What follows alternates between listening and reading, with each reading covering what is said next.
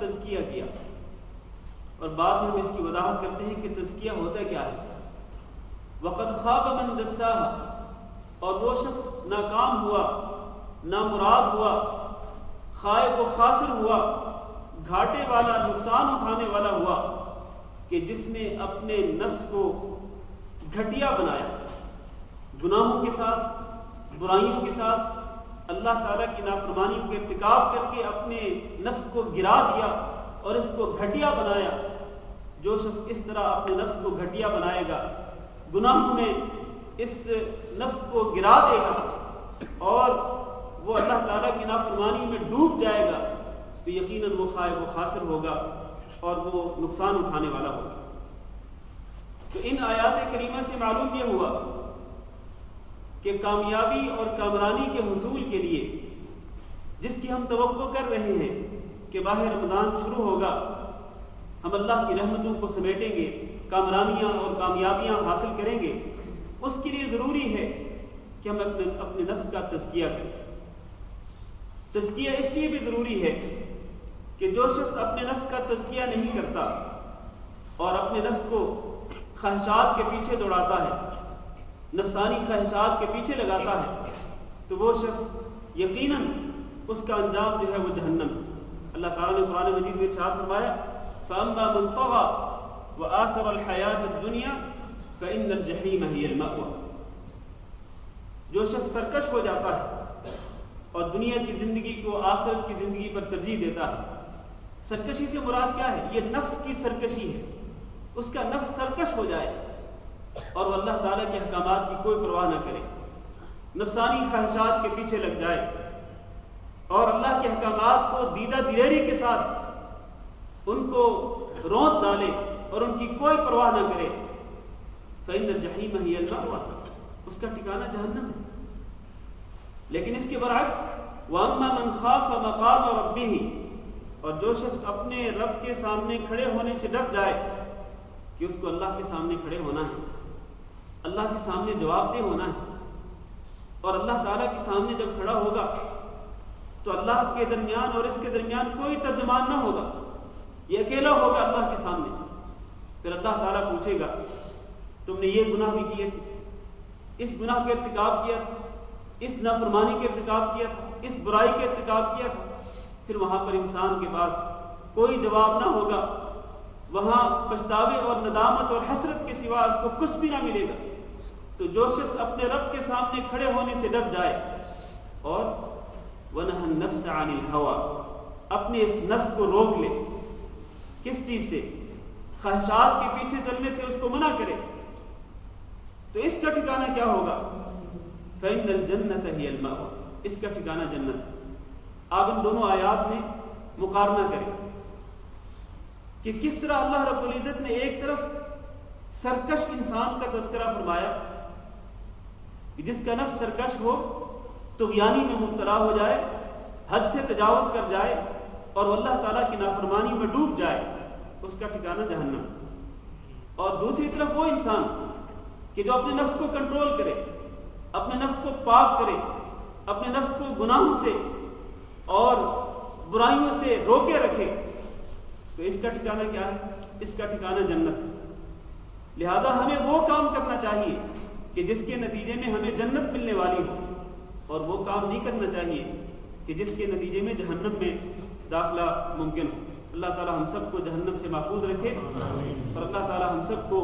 جنت میں داخل فرمائے۔ میرے عزیز بھائیوں، نفس کا تزکیہ اس قدر ضروری ہے کہ جب حضرت ابراہیم علیہ السلام نے دعا کی تھی اہل مکہ کے لیے، میری بات کو ذرا توجہ سے سنتے رہنا تاکہ میں مقررہ وقت میں اپنے موضوع کو ختم کر سکوں۔ حضرت ابراہیم علیہ السلام نے جب دعا کی تھی اہل مکہ کے لیے، تو من جملہ دعاؤں میں سے ایک دعا یہ بھی تھی کہ ربنا وابعث فیہم رسولا منہم یتلو علیہم آیاتک ویعلمہم الکتاب والحکمت ویزکیہم، کہ ہمارے رب ان اہل مکہ میں رسول بھیجنا جو انہی میں سے ہو۔ وہ رسول آ کے کیا کرے؟ یتلو علیہم آیاتک، وہ ان کو اللہ تیری آیات پڑھ کے سنائے، وَيُعَلِّمُهُمُ الْكِتَابَ وَالْحِكْمَةَ، اور ان کو کتاب اللہ کی تعلیم دے اور حکمت کی باتیں سکھلائے، اور صرف تلاوت کتاب اور تعلیم کتاب ہی نہیں، یعنی کتاب اللہ کی آیات کی تلاوت ہی نہیں، کتاب اللہ کی تعلیم ہی نہیں، حکمت کی باتیں ہی نہیں، بلکہ اس کے ساتھ ساتھ اس نبی کا کام کیا ہو، وَيُزَكِّيهِمْ، وہ نبی ان کا تزکیہ بھی کرے، وہ نبی ان کو ایسے ایسے کاموں کی ترغیب دے کہ ان کاموں کے ذریعے ان کا تزکیہ ہو، ان کاموں کے ذریعے یہ گناہوں سے پاک ہو جائے۔ پھر دیکھیں اللہ رب العزت نے اپنے خلیل اللہ، اپنے خلیل حضرت ابراہیم علیہ السلام کی دعا کس طرح قبول کی۔ اللہ تعالیٰ نے اس دعا کو قبول کرتے ہوئے وہی رسول بھیجا اہل مکہ میں، اور انہی میں سے بھیجا جس کے بارے میں اللہ تعالیٰ نے قرآن مجید میں 3 مقامات پہ ارشاد فرمایا۔ پہلا مقام سنیے، سورۃ بقرہ میں اللہ فرماتے ہیں کما ارسلنا فیکم رسولا منکم یتلو علیکم آیاتنا ویزکیکم ویعلمکم الکتاب والحکمہ، ہم نے تمہارے اندر رسول بھیجا، وہ تمہیں ہماری آیات پڑھ کے سناتا ہے اور تمہارا تزکیہ کرتا ہے، تمہیں گناہوں سے پاک کرتا ہے، اور تمہیں کتاب و حکمت کی تعلیم دیتا ہے۔ یہ پہلا مقام۔ دوسرا مقام سورۃ آل عمران میں اللہ نے فرمایا لقد من اللہ علی المؤمنین اذ بعث فیہم رسولا من انفسہم یتلو علیہم آیاتہ ویزکیہم ویعلمہم الکتاب والحکمہ۔ یہاں بھی وہی 3 کام اس نبی کے ذکر فرمائے، اس نبی کے فرائض کا ذکر کیا کہ وہ آیات کی تلاوت کر کے ان مومنوں کو سناتا ہے اور ان کا تزکیہ بھی کرتا ہے اور انہیں کتاب و حکمت کی تعلیم دیتا ہے۔ تیسرا مقام سورۃ الجمعہ میں اللہ رب العزت نے فرمایا هو الذی بعث فی الامیین رسولا منہم یتلو علیہم آیاتہ ویزکیہم ویعلمہم الکتاب والحکمہ وان کانوا من قبل لفی ضلال مبین۔ یہاں بھی وہی 3 اعمال، تلاوت آیات، تزکیہ اور تعلیم کتاب و حکمت۔ ان تینوں آیات میں، اور آپ اگر پورے قرآن مجید کا مطالعہ کریں، پورے قرآن مجید کو پڑھ لیں، تو حضرت محمد صلی اللہ علیہ وسلم کے مشن کے بارے میں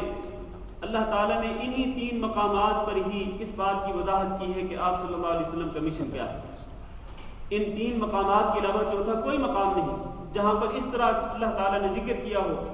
تلاوت آیات کا، تزکیہ کا اور تعلیم کتاب و حکمت کا۔ ان تینوں آیات سے معلوم یہ ہوا کہ نبی کریم صلی اللہ علیہ وسلم کے فرائض میں یہ بات شامل تھی کہ وہ جہاں اپنی امت کو قرآن مجید کی آیات پڑھ کے سنائیں اور جہاں ان کو کتاب اللہ کی تعلیم دیں، وہاں اس کے ساتھ ساتھ ان کا ایک فریضہ یہ بھی تھا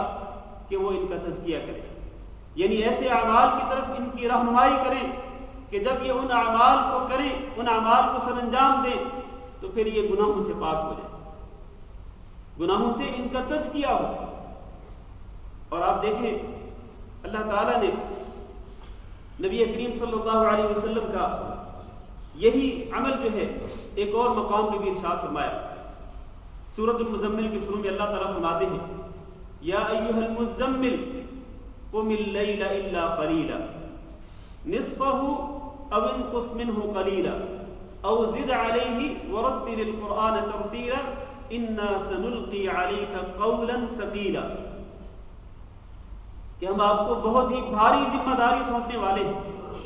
بھاری ذمہ داری کے سونپنے کا ذکر اللہ تعالیٰ نے بعد میں فرمایا، اس سے پہلے قیام اللیل کا تذکرہ فرمایا۔ غور کریں ذرا یہاں پر انا سنلقی علیک قولا ثقیلا، کہ ہم آپ کو بہت بڑی